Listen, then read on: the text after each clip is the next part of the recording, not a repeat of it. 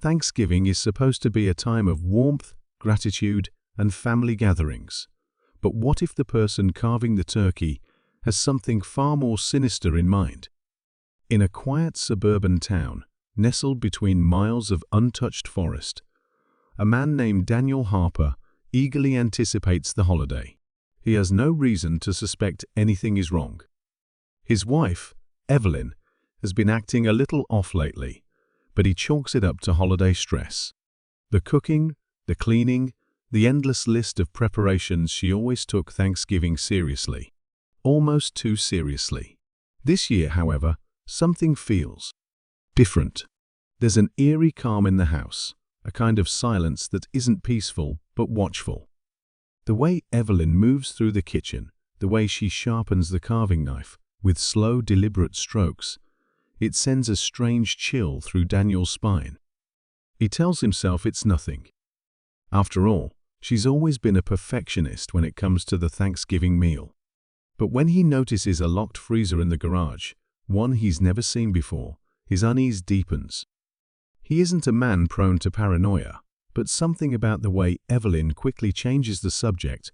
When he asks about it, something about the way her smile doesn't quite reach her eyes makes his stomach twist in a way that has nothing to do with hunger. The guests begin arriving in the afternoon, filling the house with laughter and conversation. But Daniel can't shake the nagging feeling that something is terribly wrong. The aroma of roasting meat fills the air, rich and savory. But there's an unfamiliar scent mixed in, something subtle yet deeply unsettling. He can't place it, and that alone makes his pulse quicken. His brother Tom jokes that Evelyn has outdone herself this year, and their mother praises the tenderness of the meat, asking what the secret ingredient is. Evelyn just smiles, her eyes gleaming in the dim candlelight, and says, "It's a family recipe." The words hang in the air, a little too long, carrying a weight that makes Daniel's mouth go dry. He pushes his plate away, his appetite gone. And that's when he notices something. The way Evelyn is watching him, waiting, almost eager. A slow, creeping realization slithers into his mind, and suddenly he knows. He knows exactly what's been haunting him all day. Exactly what's been hiding beneath the surface of his wife's warm holiday cheer. And he knows, without a doubt, that it's already too late. Daniel swallows hard, forcing himself to keep his expression neutral as his mind races. His heart pounds against his ribs, but he knows he can't afford to panic. Not here. Not now. Not with Evelyn watching him so closely. The warmth of the room suddenly feels suffocating, the candlelight casting eerie, flickering shadows against the walls. He glances around the table, searching for some kind of reassurance, some indication that he's imagining things. But as his mother takes another bite of her meal, humming in approval, and his brother reaches for seconds with an easy grin, Daniel realizes he's completely alone in his unease. He forces a smile, nodding as Evelyn refills his wineglass, her fingers brushing against his in a way that feels almost calculated. She's enjoying this. He can see it in the way her eyes sparkle, in the way she lingers just a second too long before stepping away. His mind flickers back to the past few weeks, to the small moments that, in hindsight, seemed to carry a weight he hadn't recognized before. Evelyn had been different lately, more secretive, more distant. She had always been meticulous when it came to preparing Thanksgiving dinner, but this year, her intensity bordered on obsession. She spent hours researching recipes, poring over old cookbooks, muttering to herself as she scribbled notes in a leather-bound journal he had never seen before. When he asked about it, she laughed it off, claiming it was just a collection of family recipes passed down through generations. But when he tried to take a peek, she snapped the book shut, her smile tightening at the edges. It was the first time in their 10-year marriage that she had ever hidden something from him. Then there were the phone calls. Late at night, when she thought he was asleep, he would hear her hushed voice in the next room. The conversations were short, clipped, and always ended abruptly the moment he stirred. When he finally confronted her, she brushed it off with an easy laugh, claiming she had been consulting with a specialty butcher about sourcing the perfect cuts of meat for their holiday feast. "You know how I am," she had said, pressing a kiss to his cheek. "Everything has to be perfect." At the time, it had sounded reasonable. Evelyn had always taken pride in her cooking, always insisted on making everything from scratch. But now, as he sits at the dinner table with a plate of unknown origin in front of him, the memory makes his skin crawl. His thoughts shift to the locked freezer in the garage. It had been delivered just a few days ago, arriving in an unmarked truck with no receipt. No paperwork, nothing. Evelyn had intercepted it before he could even ask, brushing off his questions with a quick kiss and a playful, "It's a surprise." He hadn't thought much of it then, but now the image of that heavy steel lock sends a sharp wave of nausea through him. What was inside? Why had she been so adamant about keeping it hidden? The unease that had been simmering inside him all day sharpens into something darker, more urgent. His mind scrambles for an explanation, something rational that doesn't send him spiraling into the worst possibilities. Could it be some elaborate prank? A dramatic way to introduce an exotic dish? Or was there something truly, horrifyingly wrong with his wife? As the dinner progresses, the atmosphere shifts in a way that makes the hairs on the back of his neck stand up. The conversation flows easily among the guests, but there's an underlying tension in the air, something almost imperceptible but undeniably present. His sister-in-law, Rachel, keeps shooting Evelyn curious glances, her brows furrowing slightly, as if she, too, senses that something is off. At one point, she leans toward Daniel, lowering her voice. "Did Evelyn tell you where she got the meat?" she asks, her tone light but laced with something else, something cautious. Before he can answer, Evelyn's voice cuts through the air, smooth and firm. "You don't have to whisper, Rachel," she says with a smile that doesn't quite reach her eyes. "Everything on the table is homemade. And I promise, it's fresh." The words send a shiver down Daniel's spine. He glances at Rachel, but she only gives him a small, uncertain shrug before taking another sip of wine. His fingers tighten around his fork as he looks back at Evelyn, who holds his gaze with quiet amusement, as if daring him to question her further. There's something unnerving about how calm she is, how effortlessly she controls the energy in the room. The Evelyn he married had always been warm, loving, predictable. But tonight, she is something else entirely. Daniel's pulse hammers in his ears as he tries to piece everything together, as he fights against the gnawing suspicion growing in his gut. His instincts scream at him to get up, to leave the table, to check the freezer, and find out what's inside before it's too late. But then, Evelyn reaches across the table, placing her hand gently over his, her touch both familiar and foreign. "Eat, darling," she murmurs, her voice low and sweet, yet filled with something that makes his throat tighten. "You wouldn't want to waste all my hard work." And for the first time in their marriage, Daniel wonders if he truly knows the woman sitting across from him. Daniel's fingers tighten around his fork as Evelyn's words settle over him like a thick, invisible fog. The noise of the dinner conversation around him fades into the background, muffled by the pounding of his own heartbeat. He wants to push back, to demand answers, to pull her aside and finally crack through the unsettling calm she's wearing like a mask. But something about the way she's looking at him, the quiet amusement in her eyes, the way her lips curve just slightly at the edges, makes him hesitate. He isn't just imagining things. She knows. She knows he's suspicious, knows he's watching, knows he's one wrong move away from putting everything together. And worse than that, she seems to be enjoying it. He forces himself to eat, moving the food around his plate more than actually taking bites, while his mind churns. He needs to check the garage. He needs to see what's inside that freezer before the night is over. But slipping away unnoticed won't be easy. Evelyn keeps finding subtle ways to keep him tethered to the table, offering refills, refilling his plate, squeezing his hand every so often as if to remind him she's watching. And then there's his family, completely unaware of the growing storm in his chest, laughing and drinking, blissfully ignorant of the tension thickening in the air. It isn't until later, when the meal is winding down and guests are moving toward the living room for coffee and dessert, that Daniel sees his chance. Evelyn is busy clearing plates, her back turned to him as she chats with his mother. He slips quietly from the dining room, his heart hammering as he moves toward the garage. The door creaks slightly as he pushes it open, the cool air inside a stark contrast to the warmth of the house. His hand shakes slightly as he reaches for the chain pull, flooding the space with harsh fluorescent light.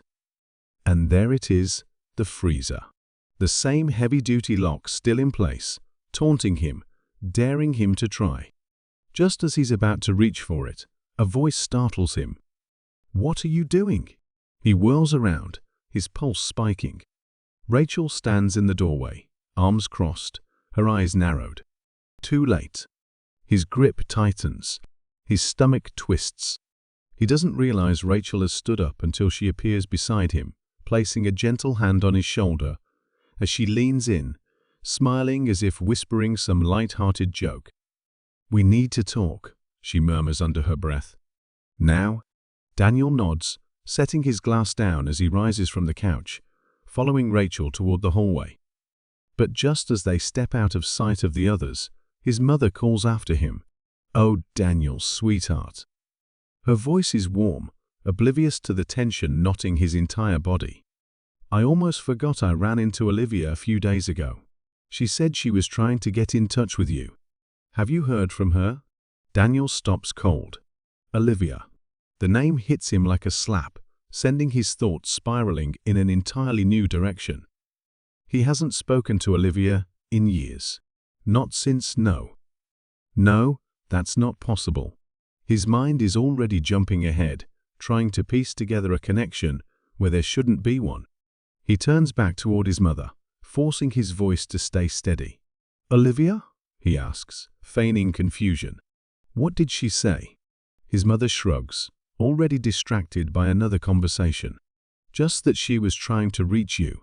She sounded a little, I don't know, urgent. You should call her back." Urgent.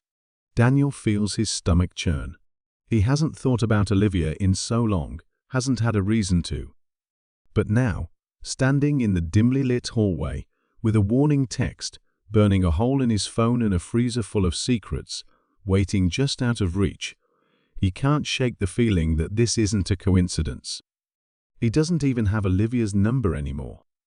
And yet, if she's been trying to reach him, then maybe, just maybe, she knows something. Rachel tugs at his sleeve, pulling him further into the shadows of the hallway. "What the hell was that?" she hisses. "Who's Olivia?" Daniel exhales, pressing his fingers to his temples. "No one," he lies, but it doesn't sound convincing even to his own ears. Rachel isn't buying it. "Daniel." He hesitates. He doesn't want to say it. Saying it out loud will make it real. But the way the night is unraveling, the way the pieces are shifting into something far more sinister than he originally imagined, he knows he has no choice. So he leans in, lowering his voice to barely a whisper. "She's my ex." He pauses, running a hand through his hair. "And the last time I saw her, she told me Evelyn wasn't who I thought she was." Rachel's expression hardens. "And you didn't think that was important?" Daniel swallows. "I didn't believe her." And now, as another text comes through, this time with nothing but an attachment, a blurry image of something dark and wet and horrifying, he wonders if that was the biggest mistake of his life. Daniel's fingers tighten around his phone, his breath catching in his throat as he stares at the image on his screen. It's too dark, too grainy to make out completely, but he can see enough. Something wet, glistening under dim light. A shape that isn't quite recognizable, but still triggers something primal in his brain, something that tells him to run. His stomach twists violently. His pulse pounds in his ears. He wants to believe it's a sick joke, that someone is messing with him, but the gnawing fear in his gut tells him otherwise. This isn't random. This isn't a prank. Someone is showing him exactly what he's not supposed to see. Rachel leans in, trying to glimpse the screen, but he instinctively pulls the phone away. "Daniel," she whispers, urgency cutting through her voice. "What is it?" He doesn't answer. He can't. He's suddenly hyper-aware of everything around him, the distant hum of conversation from the living room, the clinking of glasses, the soft murmur of holiday music still playing in the background. The house feels smaller now, suffocating, as if the walls are pressing in. He can feel eyes on him, but when he glances around, everyone is still lost in their own conversations, their laughter feeling disturbingly out of place. And then, a chilling realization hits him: whoever sent this picture is here. In this house. Watching him. A sharp knock at the front door shatters his thoughts. It's loud, deliberate. The kind of knock that demands attention. The room falls silent for the first time all night, and a strange tension settles over the gathering. Evelyn is the first to move, gracefully wiping her hands on a napkin, before stepping toward the door. "I'll get it," she says, her voice smooth, unbothered. But Daniel catches something in her posture, something just a little too controlled, a little too calculated. She already knows who's on the other side. Rachel grips his arm, barely breathing. "You don't think." But before she can finish, Evelyn opens the door. A gust of cold air rushes in, and for a moment, Daniel can only see darkness beyond the doorway. But then a figure steps forward, illuminated by the soft glow of the porch light. Olivia. Daniel's stomach drops. She looks different. Her hair is damp, strands clinging to her forehead, and her face is drawn with exhaustion. But it's her eyes that send a fresh wave of panic crashing through him. Wide, frantic, filled with something that is dangerously close to terror. Her gaze locks onto him immediately, and before Evelyn can say a single word, Olivia pushes past her, stepping into the house. "Daniel," she breathes, her voice tight, urgent. "You have to come with me. Now." The entire room is frozen, every pair of eyes now focused on Olivia, the uninvited guest who has just thrown a dark shadow over the evening. Evelyn recovers quickly, closing the door with eerie calmness before turning to face her. "Olivia," she says smoothly, her lips curving into a smile that doesn't reach her eyes. "What a surprise. We weren't expecting you." Olivia ignores her completely. She's still looking at Daniel, her hands clenched into fists at her sides. "You're in danger," she says, voice trembling. "You don't understand what's happening here. You need to come with me right now." Daniel's heart is hammering so hard, he feels it in his throat. The entire room seems to be holding its breath, waiting for his reaction. His mother looks confused, shifting uncomfortably in her seat. His cousins exchange glances. But it's Evelyn he watches most closely. She hasn't moved an inch, hasn't broken her composed exterior. But he can see it now, the tension in her jaw, the slightest twitch of her fingers. She's angry. Not afraid, not surprised. Angry. And that tells him everything he needs to know. Rachel steps closer to Olivia, her voice low but firm. "What do you mean, danger? What's going on?" Olivia swallows hard, shaking her head. "I don't have time to explain. But if he stays here, he won't make it through the night." The words slam into Daniel like a fist to the chest. The room feels colder now, the air heavy with something unseen but undeniably present.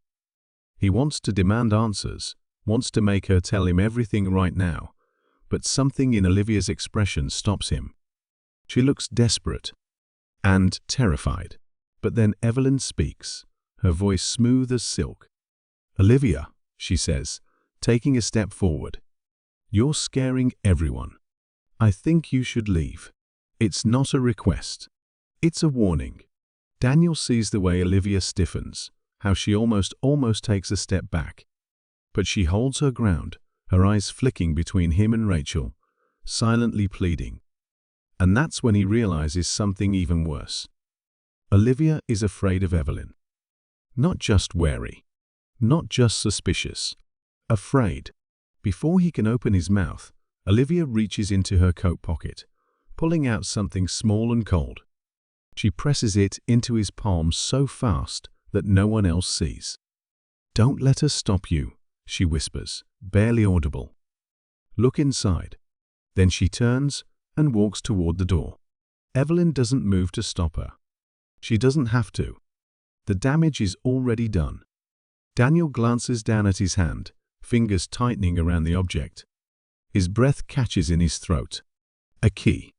His pulse is thundering now, his brain screaming at him. The freezer. The truth. It's right there, dangling in his grasp. But before he can make a move, Evelyn's voice cuts through the silence, dripping with something he can't quite place.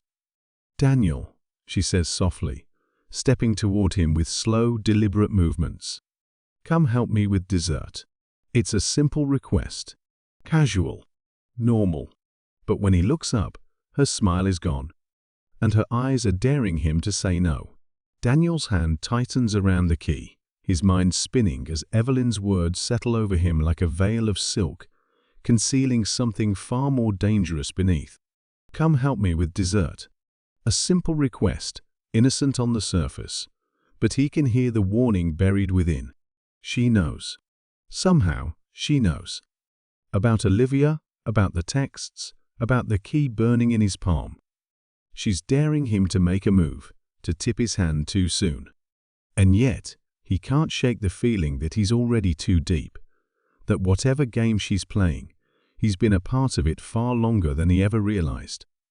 Rachel nudges him, her breath warm against his ear as she whispers, "We need to leave." Now? He nods subtly, his heartbeat drumming against his ribs. But before they can move, Evelyn's hand rests lightly on his forearm, her touch cool, deliberate. "Daniel," she murmurs, "it's just cake." She tilts her head slightly, studying him with an unreadable expression. "Or are you not hungry?" The room is still watching. He can feel their eyes on him, their expectations, their confusion. His mother shifts uncomfortably in her chair, and one of his cousins lets out an awkward laugh, muttering something about family drama. But none of them understand what's happening, not really. They don't see the invisible line being drawn, the unspoken threat tightening around him like a noose. If he refuses, if he shows even a flicker of fear, she'll know for certain. So he forces a smile, slipping the key into his pocket with practiced ease. "Of course," he says, his voice steadier than he feels. "Lead the way." Evelyn's lips curve, but the warmth doesn't reach her eyes. She turns on her heel, gliding toward the kitchen with the same effortless grace she's always possessed. But Daniel isn't fooled anymore. Every move she makes is calculated. And right now, he's walking straight into whatever trap she's laid. Rachel grips his wrist as they follow. "This is a mistake," she hisses under her breath. "We should go now before." A scream rips through the house. Everything stops.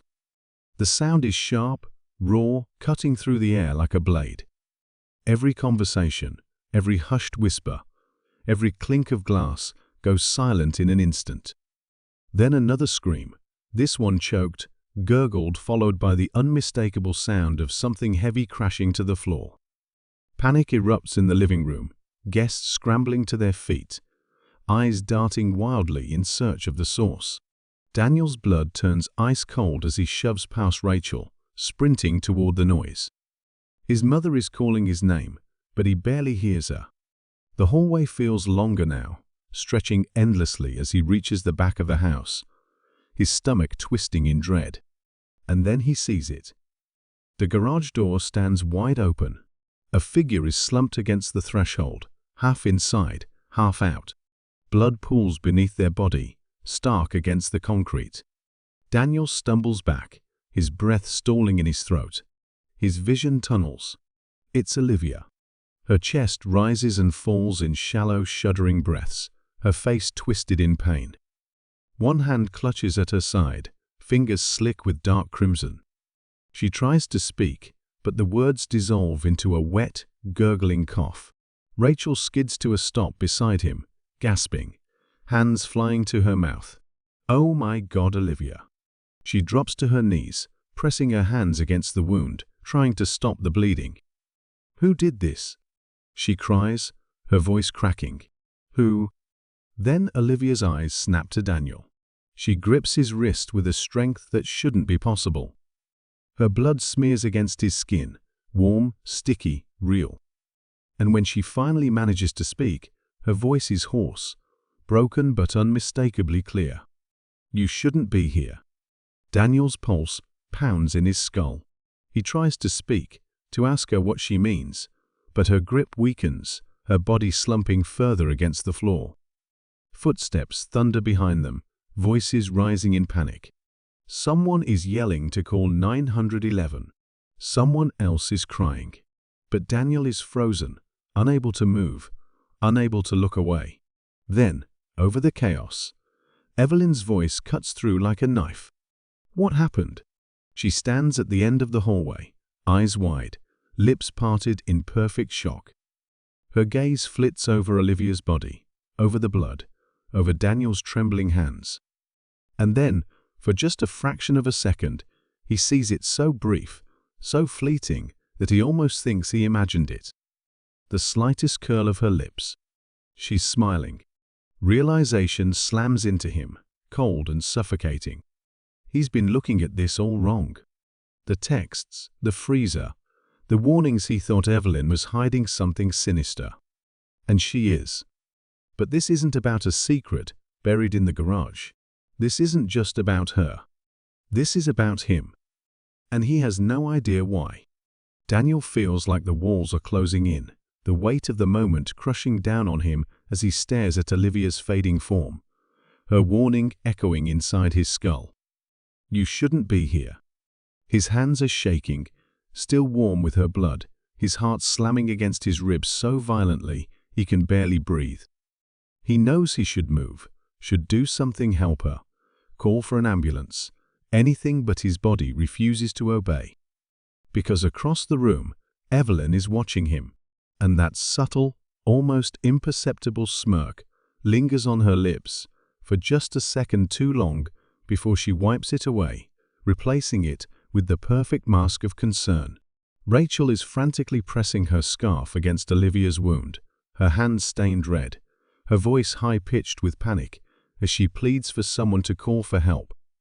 The guests are frozen, horrified murmurs rippling through the house, but no one dares to step forward, to take control, except for Evelyn.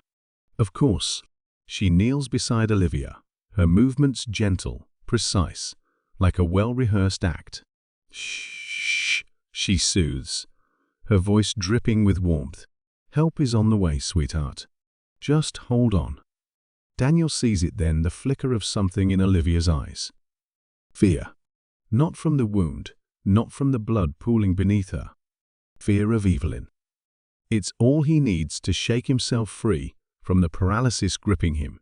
He surges forward, grabbing Evelyn's wrist, his voice barely above a whisper, but packed with more force than he's ever used before.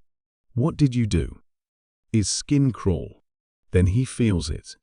A handlight, deliberate sliding something into his pocket.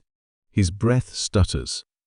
His entire body tenses, but he doesn't react. Not yet. He waits until Evelyn turns, ever so slowly, and leans in close enough that only he can hear her next words. "Be careful who you trust, darling." The basement. Of course. He's been so focused on the freezer, on whatever horror he assumed was hidden inside, that he never even considered the possibility of something worse. Something deeper. And now, someone who isn't Evelyn is leading him straight there. He looks up, scanning the room, searching for anything, anyone that feels off. But everyone looks the same. Shaken. Distraught. Innocent. It could be anyone. Rachel touches his arm, her voice hesitant, laced with fear. "Daniel. What's going on?" He should tell her. He wants to tell her. But how can he, when he's not even sure himself? When every time he thinks he has answers, the truth twists itself into something even more impossible. The paramedics lift Olivia onto a stretcher, wheeling her toward the door. Daniel takes a step forward, but she's too weak now, her eyes fluttering shut, her breathing shallow. If she knows more, if she was going to say more, it's too late. And he still has a choice to make. Go with her to the hospital, stay where it's safe, wait for answers to come to him. Or take the key and go downstairs.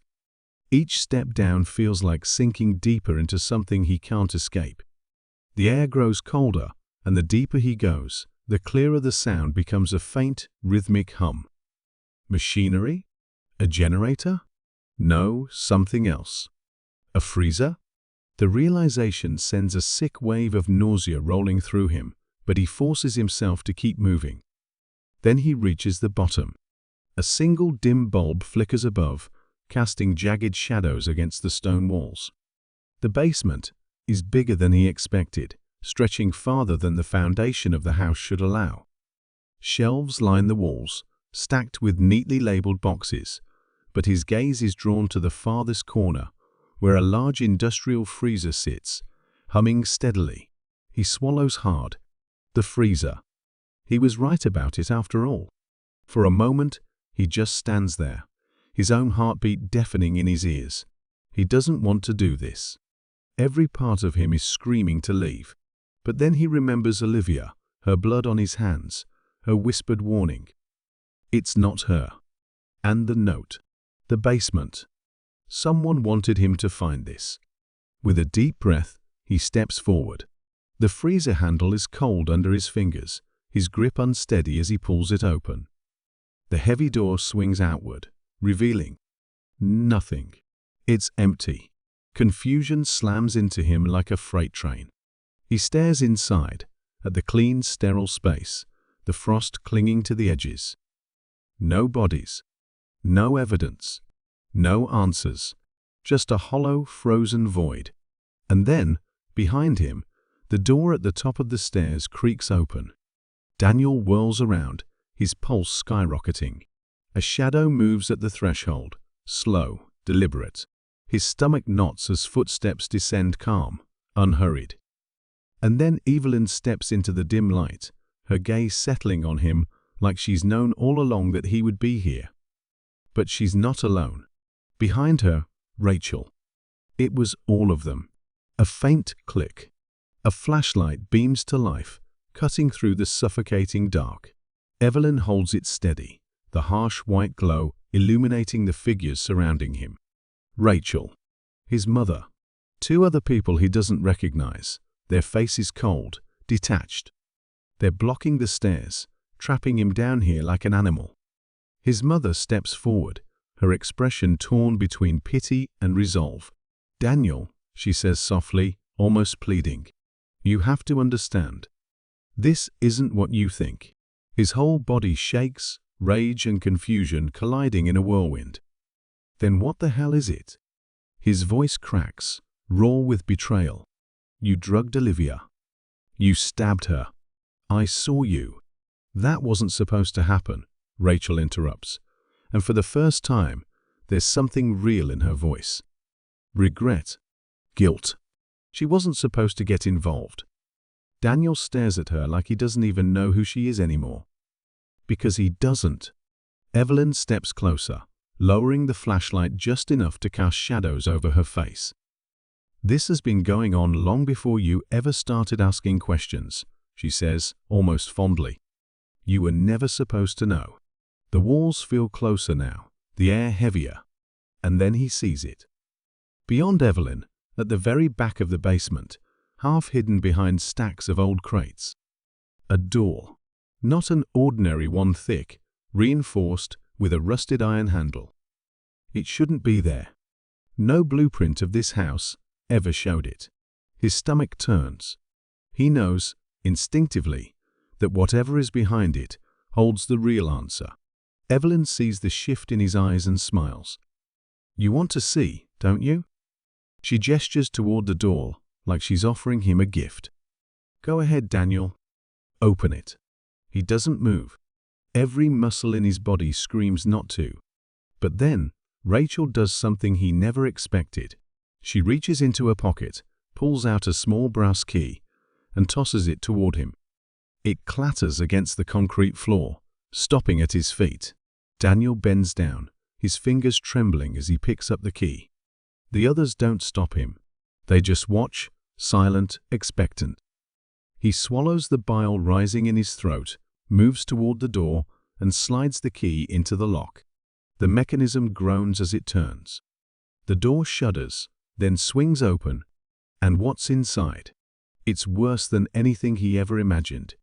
Rows of metal racks line the walls, cold and sterile. Jars filled with something thick and dark preserved. Labeled, names etched onto each one. Some he recognizes. Some are strangers. And then, in the center of the room, beneath a single dangling light bulb, a wooden table. Scratched. Stained. Used. The truth is undeniable. It wasn't just about Thanksgiving. It wasn't just about this year. It was all of them. Daniel wakes to the distant hum of voices, their tones hushed but urgent. His head throbs, a deep, pulsing ache that spreads through his skull as he tries to piece together where he is, how much time has passed. The air is damp, thick with the scent of cold stone, and something else, something metallic, something wrong. He forces his eyes open, blinking against the dim, flickering light. He's on the floor, the basement. His wrists ache, bound tightly behind his back with something coarse, unforgiving. Then he remembers. The door, the jars, the table. Happy Thanksgiving, darling. A shudder rolls through him, nausea twisting in his gut. He struggles against his restraints, but the bindings hold firm, cutting into his skin. Footsteps echo above, slow, deliberate. They know he's awake. Rachel is the first to appear, stepping into the dim glow of the basement light. Her expression is unreadable, her gaze flicking to the open door behind him, then back to his face. For a moment, neither of them speak. Then she sighs. "I warned you," she says, voice soft, almost regretful. "You should have let it go." His breath comes in ragged bursts, fury and confusion colliding in his chest. "You knew," he chokes out. "You knew what they were doing." Rachel's jaw tightens. "It's not what you think. Then tell me what it is." His voice cracks, raw with betrayal, desperation. She doesn't. Instead, she kneels beside him, slipping a small knife from her pocket. His body goes rigid, every nerve bracing for the worst, but then she cuts the ropes. The fibers snap away, and his arms fall forward, tingling as blood rushes back through them. He stares at her, stunned, but she doesn't meet his eyes. "I can't save you," she murmurs, "but I won't be the one to keep you here." A key drops into his palm. The back door. He knows instantly what it is. She stands, stepping away, and for a moment, he considers grabbing her, demanding the truth, demanding to know why she gets to make it out of this, while Olivia never will. But there's no time. Above them, the voices grow louder, shadows moving at the top of the stairs. "Go," Rachel says, her voice tight. "Now." He doesn't need to be told twice. His legs are shaky beneath him, but adrenaline fuels his steps as he bolts up the stairs. He doesn't dare look back. The house is eerily still as he moves through it, dodging past darkened doorways, every creak of the floorboards, making his breath hitch. Then the back door. His fingers fumble with the key, every second stretching unbearably long, until finally the lock clicks. The door swings open. Cold night air rushes in, a sharp contrast to the suffocating heat of the house. He runs. The forest is dense, branches slashing at his arms, roots threatening to trip him with every step, but he doesn't stop. He doesn't look back. His lungs burn, his legs scream, but he pushes forward until the house is nothing more than a distant shadow, swallowed by the trees. His body moves on instinct alone, every ounce of his being focused on one thing: getting away.